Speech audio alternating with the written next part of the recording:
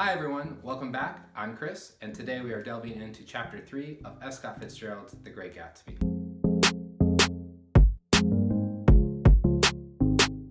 In my last video, I gave you a spoiler that in Chapter 3 we finally get to meet Jay Gatsby. Now, at the end of Chapter 1, we did see him from the distance as Nick looked out into the darkness and saw Gatsby standing at the end of the dock, reaching outward towards what seemed like a green light. But we've never actually seen Gatsby up close or see any characters talk to Gatsby. So that is going to change in Chapter 3. Or does it? The main event in Chapter 3 is Gatsby is throwing a party. And the first several paragraphs of Chapter 3 really detail the extravagance and the opulence of these parties. Gatsby has a full orchestra, professional caterers, numerous tents that are put all around his yard and his garden for his guests to eat under. It's a big deal. Other items of wealth that are mentioned are Gatsby's Rolls Royce, this fancy machine that can juice an entire orange or lemon with just the press of a button. Notice before we actually meet the man Gatsby, we learn more about his property, his material possessions. Fitzgerald is building up the suspense and the drama around this character. Who is this guy that owns all of these fancy objects and lives in a mansion all by himself and throws these parties, it seems like, almost every weekend? Now, you might be tempted to skip over these first several pages because they're very long and descriptive and maybe a little boring, but there are two details that are really important for later in the book. The first is that the party guests, Fitzgerald describes them as moths. So, moths are those insects, I think they're insects, those flying things that are attracted to light.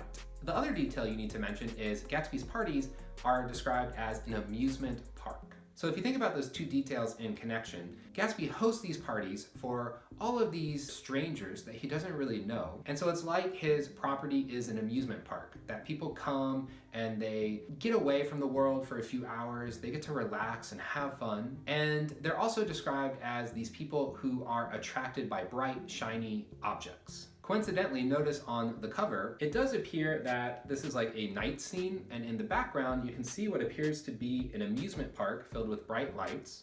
And then over the entire scene, we have this disembodied floating face. So those two details of the amusement park and the moths will come back later in the book, and we'll talk more about it later. Today is Nick's special day because he receives an actual invitation to Gatsby's party. Most of the guests just arrive. They hear about these parties through word of mouth. These parties have a certain reputation. People just come. But Nick receives an actual invitation delivered by a butler to his house. So he feels very honored, and he walks across his lawn, because remember, he lives right next to Gatsby. So he walks across his lawn and joins the party. As Nick joins the party, there are two interesting details.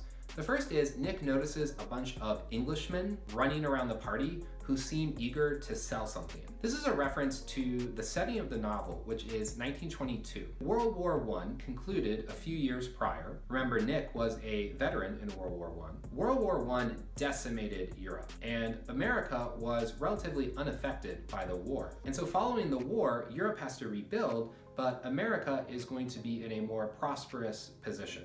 So we see these young Englishmen who are potentially looking for business contacts. And I also think this detail once again emphasizes that Gatsby lives on West Egg, which is new money. So new money is characterized by people who have acquired wealth in their own lifetime. People who are new money are always going to be looking for opportunities to continue to gain more wealth and to move higher up the socioeconomic ladder. The second detail at the beginning of the party with Nick that I think is really funny is the fact that he feels really awkward because he doesn't know anyone at this party. So he proceeds to go hang out next to the bar and get drunk. Nick says, "I was on my way to get roaring drunk from sheer embarrassment when Jordan Baker came out of the house and stood at the head of the marble steps, leaning a little backward and looking with contemptuous interest down into the garden." I love this passage because remember in Chapter 2, Nick says he's only been drunk twice in his life, and then proceeds to get wasted at Tom and Myrtle's party in the city. He gets so drunk that the end of Chapter 2 is this incoherent mess when Nick ends up alone with Mr. McKee, and Mr. McKee is in his underwear. It's not quite clear what happened, but it's obvious Nick was quite intoxicated. And now here, Nick is so socially awkward that he relies on alcohol as a way to make himself feel more comfortable hanging out with strangers. Once again, we have to ask ourselves, Nick is the narrator, he is our entry into this world, and we have to trust his perception.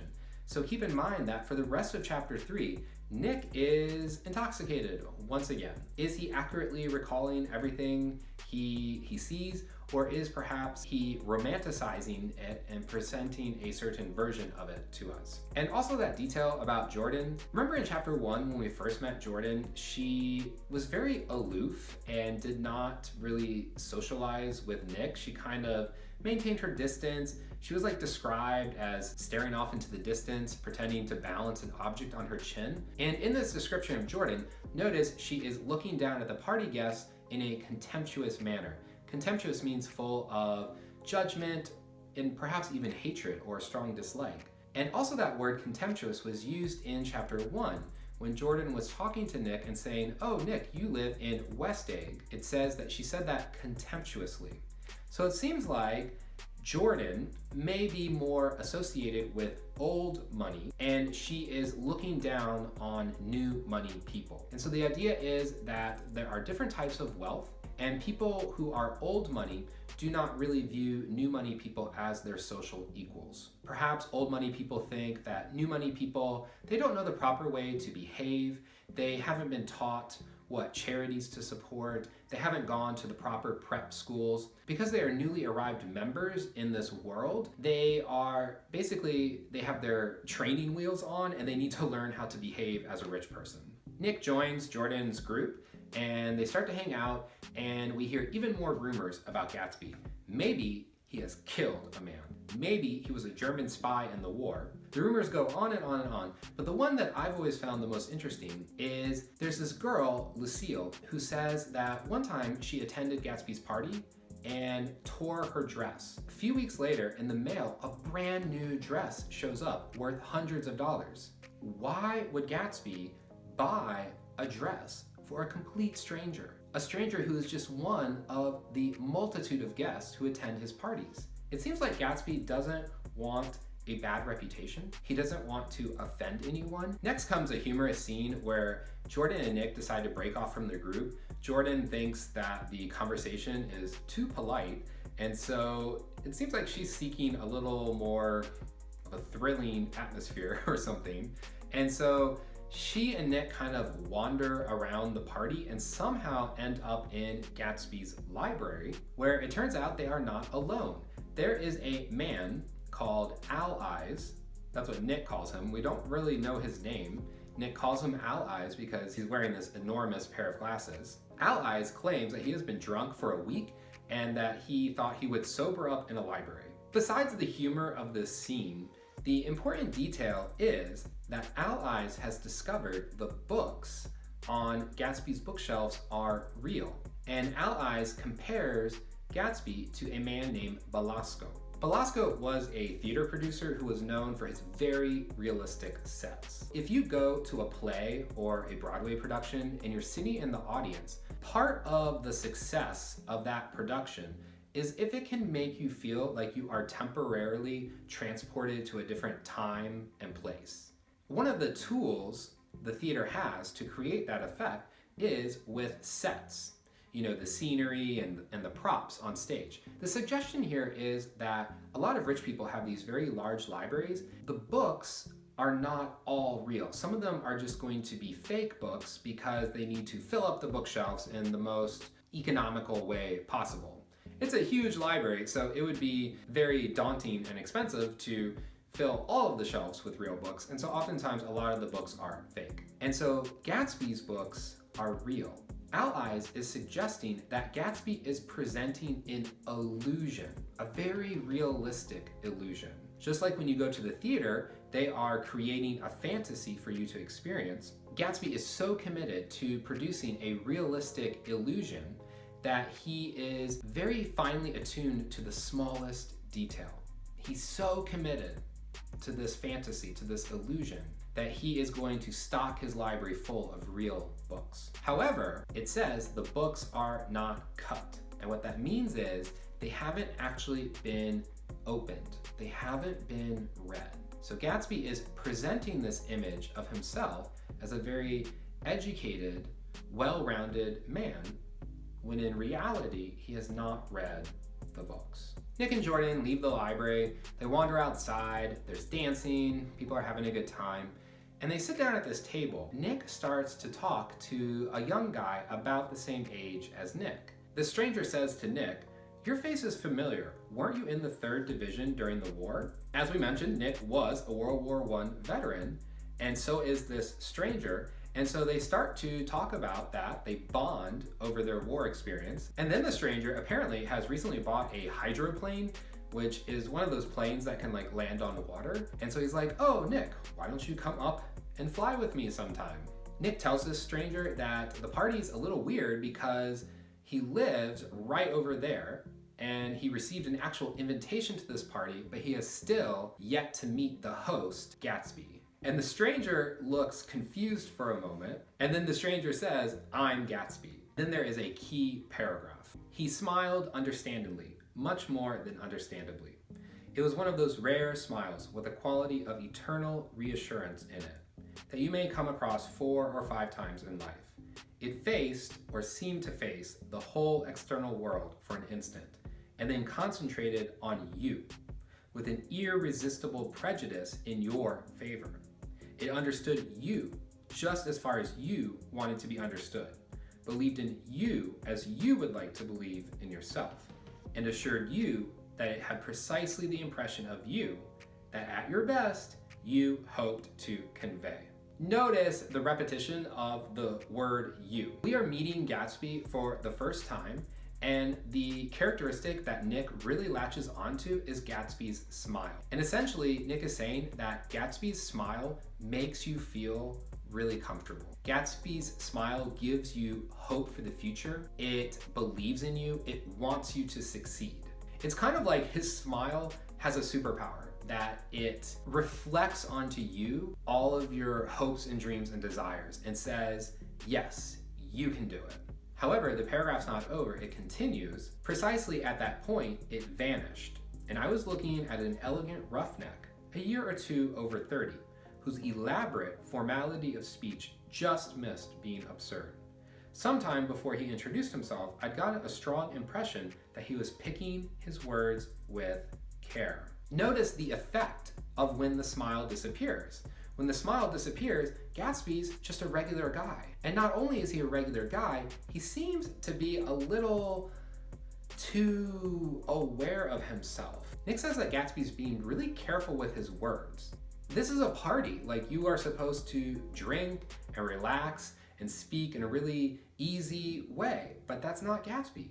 Then suddenly a butler comes and interrupts and tells Gatsby that there is someone on the phone from Chicago. And so Gatsby has to excuse himself and go take this phone call. Nick and Jordan talk about Gatsby for a few moments. Nick says that he always imagined Gatsby to be like this overweight, older man. So he's kind of surprised that Gatsby is about the same age as Nick. There's just a couple of years difference between them. Jordan reveals that allegedly Gatsby attended Oxford University. However, she doesn't believe it. I would be remiss if I don't mention perhaps one of the most famous quotes in the entire book. Jordan says, "Anyhow, he gives large parties, and I like large parties. They're intimate. At small parties, there isn't any privacy." Jordan's basically saying, like, if you go to a large party, you can slip away from the larger group and have private conversations with people, and no one will notice you're missing. Think about chapter 2 at the party at Myrtle and Tom's apartment in the city. It was a very small party, and so there really was no privacy. If you say something, everyone's going to hear it. If you try and slip away to a different room, people are going to notice you're missing. It's really only at large parties. You don't have to worry about people keeping tabs on you and keeping track of you. There's a lot more freedom to do whatever you want. The orchestra conductor announces they're going to play this new piece of music, and Nick starts to look around and he sees Gatsby. And this moment really mirrors chapter 1. Nick says, "My eyes fell on Gatsby, standing alone on the marble steps and looking from one group to another with approving eyes. His tan skin was drawn attractively tight on his face, and his short hair looked as though it were trimmed every day. I could see nothing sinister about him. I wondered if the fact that he was not drinking helped to set him off from his guest. This moment is very reminiscent of chapter 1 because in chapter 1, Nick sees Gatsby from a distance and Gatsby is all alone. Here in chapter 3, in the midst of this large party that Gatsby himself is throwing, Gatsby is all alone. He's just looking down and taking joy from the fact that his guests are enjoying themselves. Nick dismisses all of those negative rumors he's heard, maybe Gatsby killed a man. Instead, Nick says that he can see nothing sinister in Gatsby. And he also notes that Gatsby is not drinking alcohol. Then, quite randomly, a butler comes over and tells Jordan that Gatsby wants to speak with her alone in the library. Jordan leaves to follow the butler, and Nick is all alone. And he proceeds to be alone for quite some time. It mentions that it's now 2 a.m. Nick is wandering around the party. The party has really started to die out. And there's a lot of drama among the party guests. There's a lot of suggestions of couples arguing about infidelity. Maybe the guys are flirting with women who are not their wives. There's also some women who are enjoying themselves and they want to stay at the party longer, but their husbands are tired and they want to go home. So it's that time in the party where, some people are full of energy and could continue all night, and some people are just done and want to go home. Nick is just standing there and the library door opens and Jordan and Gatsby exit. And Jordan tantalizingly says, "I've just heard the most amazing thing. How long were we in there?" Nick notes it's been about an hour. So what were Jordan and Gatsby talking about alone for an hour? Jordan continues, "It was simply amazing, but I swore I wouldn't tell you, and here I am tantalizing you." Jordan's group is kind of like trying to pull her away from the party. They're trying to leave. And so she's kind of yelling back at Nick, "Hey, call me sometime, we'll talk on the phone." Nick, once again, is all alone. He looks over and sees Gatsby there. So he walks over to Gatsby, and Nick apologizes for making a social mistake earlier in the evening. It was kind of rude that he didn't know what his host looked like. And Gatsby's like, don't mention it, don't worry about it. And then once again, a butler comes over and interrupts the conversation and says, the phone is ringing again. This time, the call is coming from Philadelphia. And so Gatsby has to excuse himself and go take that phone call. Nick decides it's time to go home. And so he's walking over towards his cottage when he suddenly sees a car accident. And lo and behold, the passenger is Allies, who we saw earlier in the library, the very intoxicated man who was impressed with Gatsby's real books. And Nick says to Allies, what happened? And Allies is like, I don't know, because he's drunk. Then suddenly, out of the car stumbles the actual driver of the car, who is, it seems, also intoxicated, and he doesn't realize that he's been in a car accident. He thinks that the car has just run out of gas. The other party guests have to point out to him that the car is missing a wheel, and so putting some gas in the tank is not going to solve the problem. I pause here and mention this moment because earlier in the library, we might have assumed that Allies was just kind of this humorous character who was going to disappear, and yet he has reappeared again at the end of chapter 3. And he's involved in a car crash, and he doesn't understand what has happened. He's wearing these large glasses. That's his distinguishing characteristic. Oftentimes, glasses are associated with perception and being able to accurately see things. But his perception has been impaired by his alcohol intake. And so he's not seeing and understanding things clearly. So as you continue to read, pay really close attention to eyes, glasses, and any mentions of cars. This car scene continues for several pages, but then eventually Nick leaves the party, and there's a paragraph that starts, "The caterwauling horns had reached a crescendo, and I turned away and cut across the lawn towards home. I glanced back once. A wafer of a moon was shining over Gatsby's house, making the night fine as before, and surviving the laughter and the sound of his still glowing garden. A sudden emptiness seemed to flow now from the windows and the great doors, endowing with complete isolation the figure of the host who stood on the porch, his hand up in a formal gesture of farewell." For the third time now, we have this image of Gatsby standing all alone. We finally met Gatsby. What do we know about him? Not much, really. And how much conversation did he have in chapter 3? He and Nick talked a little bit about their war experience, but that was pretty much it. For being Gatsby's party, for being the moment we finally meet him, he really wasn't in the chapter that much at all. He didn't have much dialogue. We still don't know anything about him. He is still a mysterious figure. And that's what this paragraph just emphasized. That key word of isolation. Gatsby is all alone. Who is his family? Who are his close friends? How did he buy this mansion? Where did he come from? We don't know any of that. He's just a mysterious figure. The night is over, but the chapter has not concluded. Nick makes a point to talk about himself for several pages. It's almost as if Nick doesn't want us to think his entire life revolves around his neighbor Gatsby and maybe even Jordan and Tom and Daisy. Nick wants to remind us that he has moved to New York City to become a successful bondsman. Remember, he wants to break away from his family. He wants to reinvent himself as an independent man. Nick says, I began to like New York, the racy, adventurous feel of it at night, and the satisfaction that the constant flicker of men and women and machines gives to the restless eye. Okay, so pretty normal. Nick is saying, he enjoys New York. There's a lot of different forms of entertainment there. There's a lot of things to do. There's never a boring moment. And notice that he also uses that word restless again. And we talked about that in chapter 1. Nick is a very restless person. The paragraph continues, I like to walk up Fifth Avenue and pick out romantic women from the crowd and imagine that in a few minutes I was going to enter into their lives and no one would ever know or disapprove.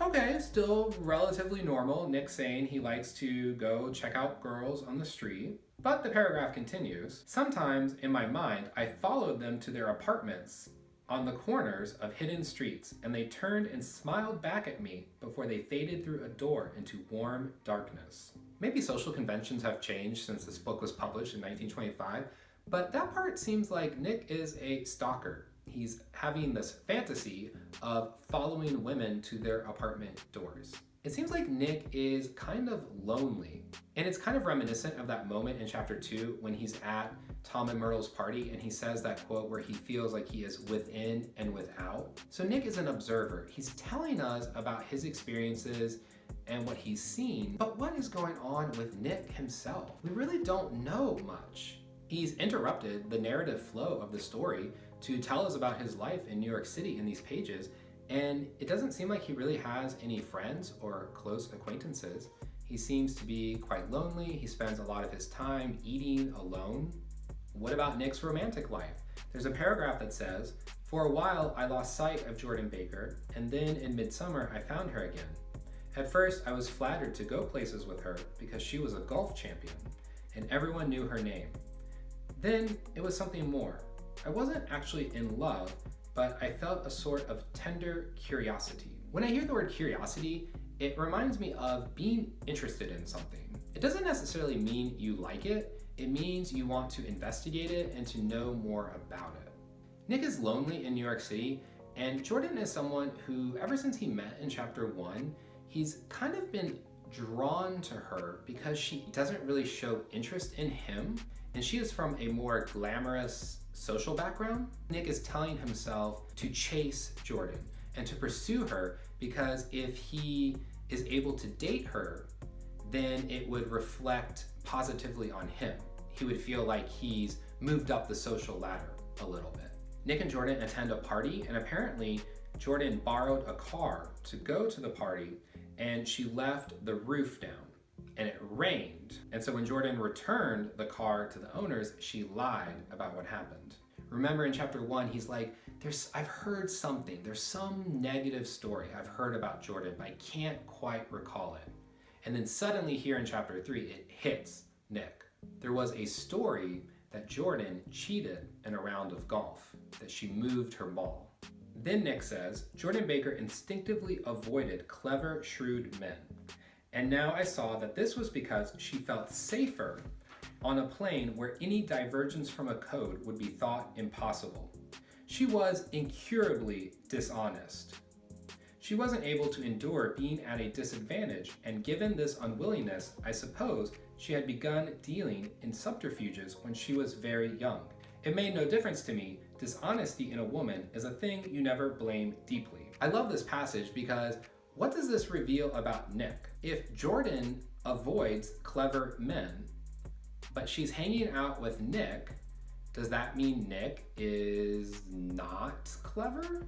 This passage also reveals Nick's opinion of women. He says they're dishonest, and that's just part of their nature. You can't blame a woman for being dishonest. It's just part of her natural behavior.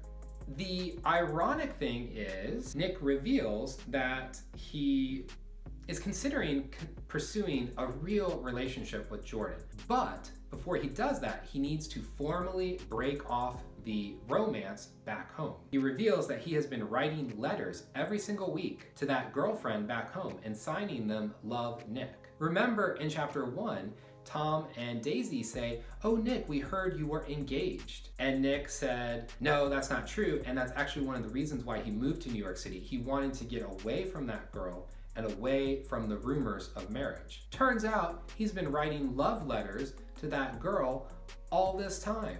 Nick considers himself a very principled person. That's why he tells himself, well, if I'm going to date Jordan, I need to officially end things with that girlfriend back home.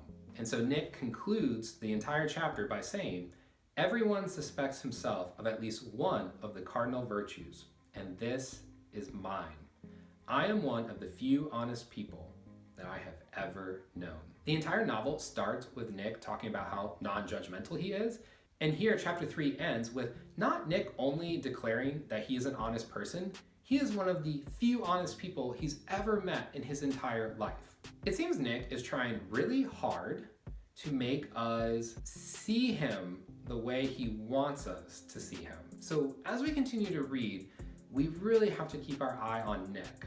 I hope this helped clarify chapter 3. If there's still anything that you want to know more about or confuses you, let me know in the comments and I'll try and help you out. In the next video, we'll move on to chapter 4, in which we get to learn a little bit more about Gatsby, but we'll be left with even more questions.